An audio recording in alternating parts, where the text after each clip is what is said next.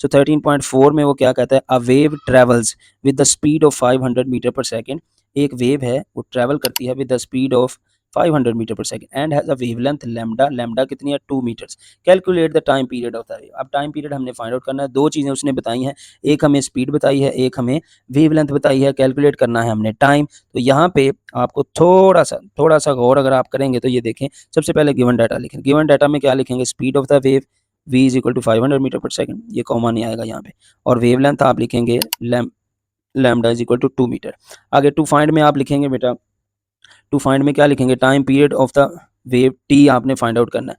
अब टी आपने find out करना है तो आप सिंपली ये वाला ही फार्मूला यूज करते हैं, T is equal to 1/f।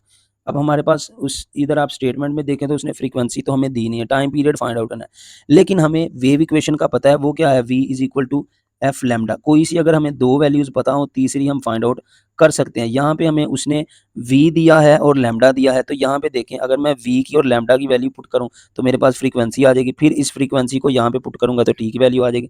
तो यहाँ से हम फ्रीक्वेंसी की वैल्यू फाइंड आउट करते हैं। तो ये एफ कैसे निकलेगा, ये लैम्डा इधर आगे डिवाइड हो जाएगा, तो क्या बनेगा, F is equal to V by lambda. ठीक, तो यही फार्मूला यहाँ पे लिखा हुआ है, F is equal to V over lambda. V क्या है 500 और लैम्डा क्या है 2, तो यहाँ पे हमारे पास 250 हर्ट्ज आंसर आ जाएगा। टाइम पीरियड अगर हमने फाइंड करना हो तो T is equal to 1/f, और हमारे पास जब f की वैल्यू है 250 हर्ट्ज है तो यहाँ पे हमारे पास आ जाएगा आंसर 0.004 सेकंड। टाइम का यूनिट आप हमेशा सेकंड ही लिखते हैं। ओके, सो 13.5 में वो क्या कहता है बच्चों, a research boat sends a sound wave straight to the C bed and receives the echo 2 seconds later. कहता है कि अगर एक रिसर्च बोट है तो उसने एक जो समुंदर की गहराई में, समुंदर के जो आखिरी इसकी तय होती है उसकी तरफ एक साउंड वेव भेजी है, और ये घूम के फिर दोबारा घूम के नहीं, मीन दैट कि वो रिटर्न बैक हुई है ना, उसकी इको 2 सेकंड्स के बाद सुनी गई है। ठीक है, the speed of sound in air sea water is 1600 meter per second, find the depth of the sea at this position. अब जो साउंड वेव वापस इको वापस गई है 2 सेकंड्स के बाद, तो वो कहता है उसने फिर स्पीड बता दी है साउंड की इन सी वाटर, दो चीज़ें बता के फिर वो कहता है कि आप बताएं इसकी डेप्थ क्या है, डी क्या है। ठीक है, तो ये हमने फाइंड आउट करना है। तो time for echo to return is 2 second है, speed of sound in sea water जो है 1600 मीटर पर सेकंड है, डी हमने फाइंड आउट करना है। अब हमें पता है कि वेलोसिटी जो होती है उसका फार्मूला क्या होता है, v is equal to D by T. तो ये जो डी है इसको इधर ही रहने दे, टी इधर जाके मल्टीप्लाई हो जाएगा, तो क्या हो जाएगा, v cross T is equal to D, या ये कह लें या ये कह लें कि d is equal to v cross T. तो उसके बाद एक यहाँ पे छोटा सा पॉइंट है वो आपने माइंड में रखना है, कहता है sound travels at the C bed and back. अब एक दफ़ा साउंड गया है और बैक भी फिर आया, वापस आया, तो एक डी ये और एक डी ये, कितने हो गए 2D। ठीक है, दो फासले बन जाते हैं। एक दफ़ा साउंड जो है उसने ट्रैवल किया, सी बेड तक गया, फिर दोबारा रिसर्च बोर्ड तक आया 2D। तो यहाँ पे सिंपली आपने 2D लिख देना इस फार्मूला में। तो सिंपली आपने values put 2D is equal to V cross T. तो यहाँ पे 1600 और 2 करेंगे, मल्टीप्लाई करेंगे 1600 के साथ, आपके पास 3200 मीटर आंसर आ जाएगा। So 2D is equal to 3200 metre.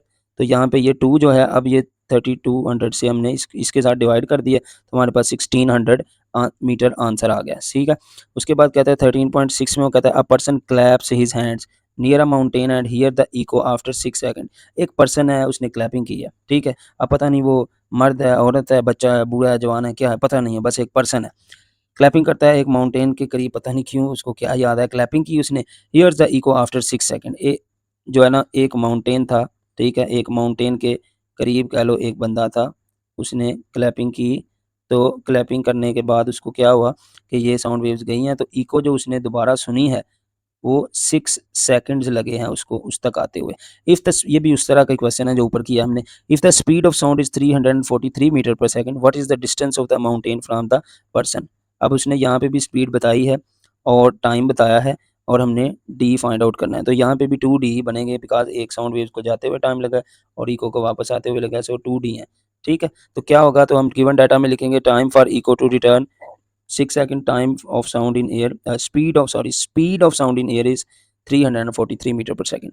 To find में जाएंगे तो distance to the mountain D है, the sound travels to the mountain and back, so total distance is 2D। वही इक्वेशन जो मैंने ऊपर बनाई थी वही आप यूज करेंगे। अब आपको पता है 2D is equal to V cross T, so 343 metre per second into time, second में होता है तो 6 सेकंड आ जाएगा, तो हमारे पास 2D इज इक्वल टू, जब इन दोनों को मल्टीप्लाई करेंगे तो आंसर आ जाएगा 2058 metre.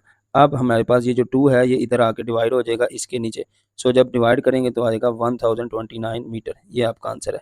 Okay, so if you like this video, subscribe the channel and share with your friends and fellows. So to get this PDF you can contact us at this number, you will get the PDF. So thank you very much. So we will meet you in the next video. अगर कोई आपका question हो, कोई topic समझ नहीं आ रहा, comment section में बताएं, हम इंशाल्लाह वो टॉपिक अपलोड कर देंगे। अल्लाह हाफिज़।